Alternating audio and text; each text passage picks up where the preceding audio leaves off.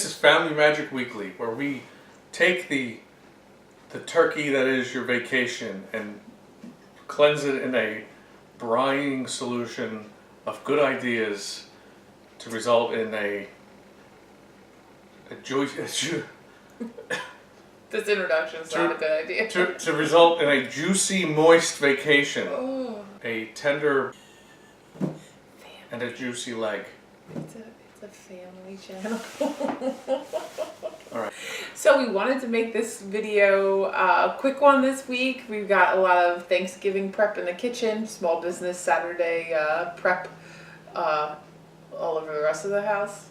So this week we wanted to do a video about when planning your vacation, the big decision of do you want to get a Magic Your Way, which is the base ticket, or a park hopper?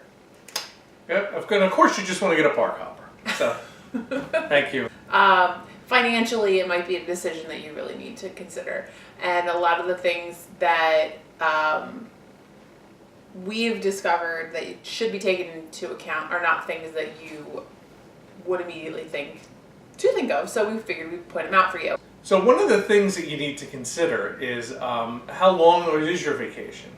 When you have a longer vacation, you sort of have a lot more freedom to devote particular days to certain parks. You know, you can look at sort of the week at a glance, see which parks have magic hours, which days. Do we want to Magic Kingdom is going to be open later. We have older kids that would like to be at Magic Kingdom later at night.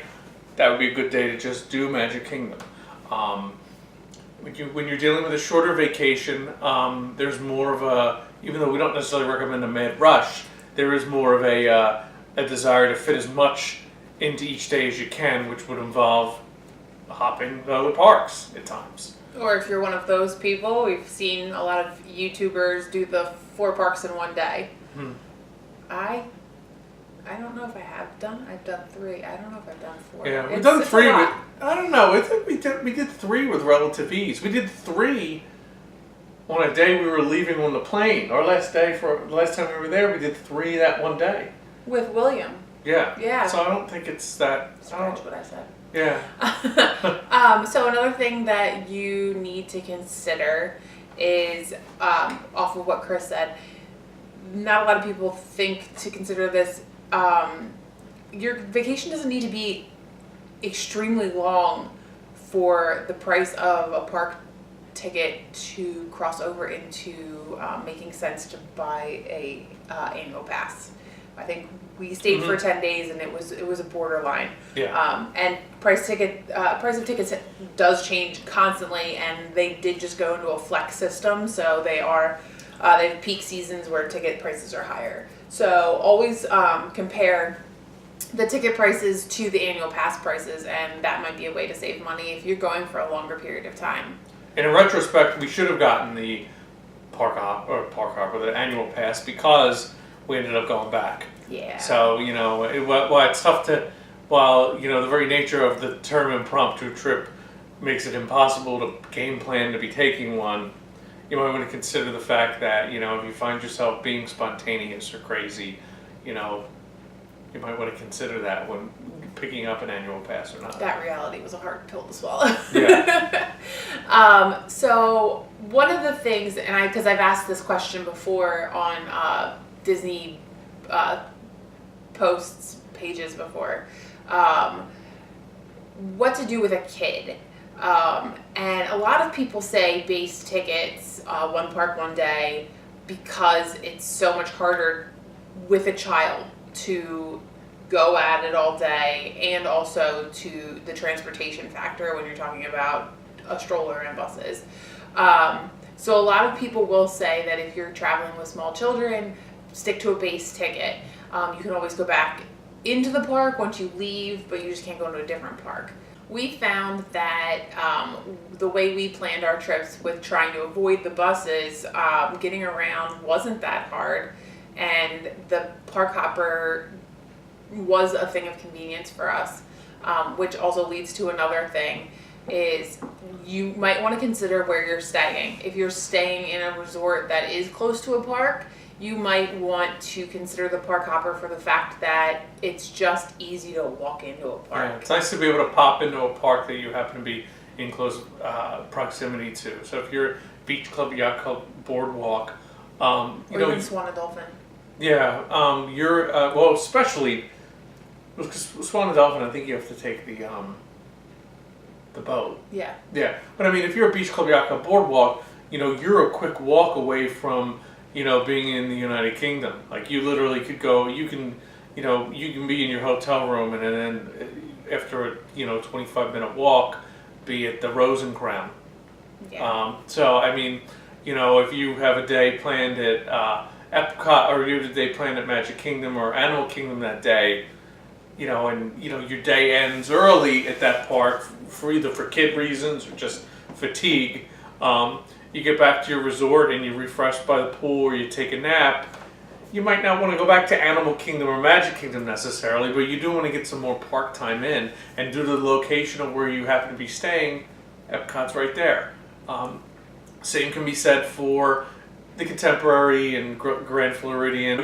You're not too far from Main Street whenever you're at them.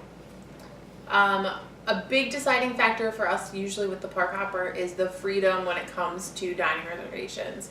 A lot of our favorite restaurants are inside of parks. Specifically, if you've watched our countdown, a lot of them end up in Epcot, and versus we don't really have a lot of places we like to eat in Magic Kingdom necessarily. So there are multiple days in the course of a trip where we will make dining reservations in Epcot, and that we wouldn't want to be tied for 4 days to being in Epcot with a base ticket because there were restaurants we just had to eat at. Yeah. So when making your dining reservations, there's a big difference between having a park hopper and a base ticket.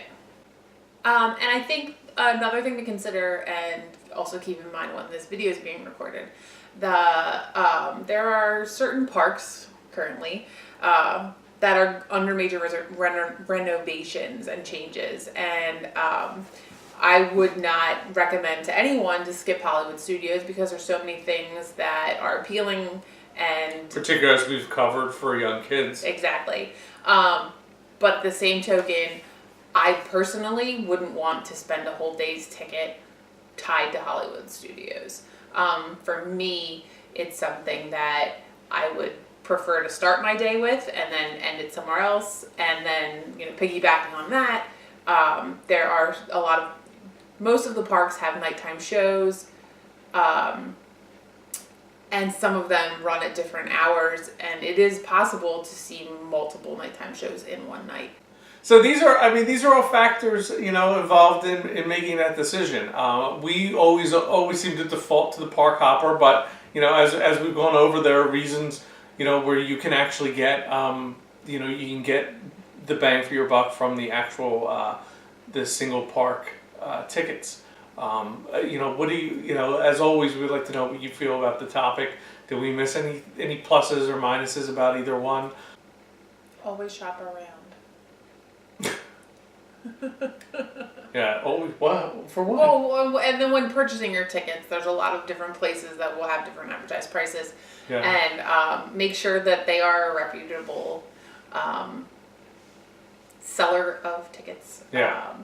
Because there have been scams. Yeah. In the past. If the ticket price seems too good to be true, it is. It really is. Yeah.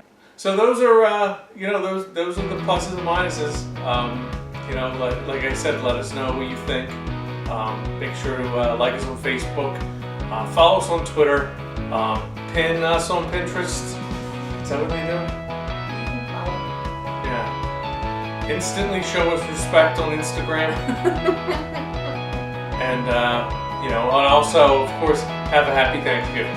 Yes. So we'll see you next week, and be careful.